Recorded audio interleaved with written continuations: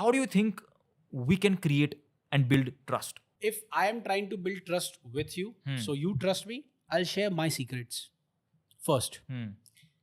It could be small. Correct. I'll put out my vulnerability. So you have a chance to open up in front of me. That is something that I would do. Or we'll share a hate. We both hate something. Oh, you hate that. Oh, I really hate that, man. About that thing is really fucked up. Absolutely. So that is something that I will. Absolutely correct. So both of the things that you said, either let's say sharing a secret, but just make sure that it's your secret and your secret alone. If you share someone else's secret, you're doing the opposite of building trust. You're letting the other person know, if that's an intelligent person, that you share someone else's secrets. Right? So don't share someone else's. It's a pattern, yeah. So if I tell him my secret, he'll share it with somebody else. Correct. Right? So share your secret, sure. And find common ground. That is something that's really good as well. And one thing, so 2 C's of trust. First is care.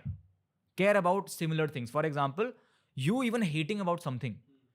You are in a way caring about something common. That is hating about this specific thing. So if you have any sort of thing that you care about in common, or even if you care about the other person, you're building trust.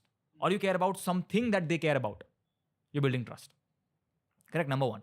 Number 2 is character. Are you a person of good character?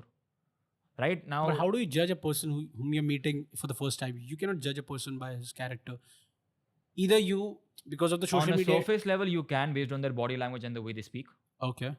Correct. So, for example, let's say if you are a person that hides fishy things, you will not have an open body language. You'll be correct. You'll protect yourself. You'll guard yourself. Right. The more closed you are, I'll be like, okay, he's hiding something. He's guarding something from me. Right. So observe these cues in terms of body language, and then observe their content. Are they too mindful about the way they speak? Correct. Are they too careful with their words? For example, you mentioned to me in the beginning, right? You mentioned to me that you're okay and you're transparent about cursing, which is a sign of a person that is a little more transparent and speaks their mind. Right? So in that sense, if you say something, I'll be like, ठीक है, अपने हिसाब से जो बोल रहा है वो सच्ची बोल रहा है. In most cases.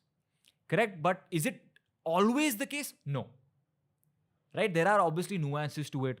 There are obviously more intricacies to it. But on a surface level, you can kind of figure this out.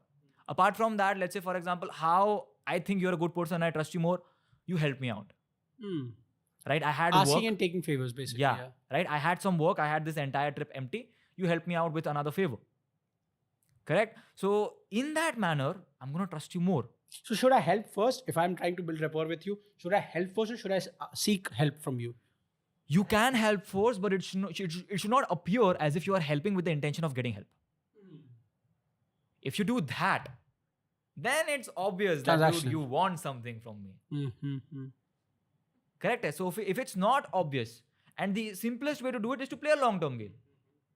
When you start thinking long-term, right? कि ठीक है अभी help कर रहा हूँ, long-term में आएगा. You know, and you just give it to the universe. Take. Give, and then. But don't have it in your heart, because it's identifiable. People know, right? So give away without having the intention of just asking.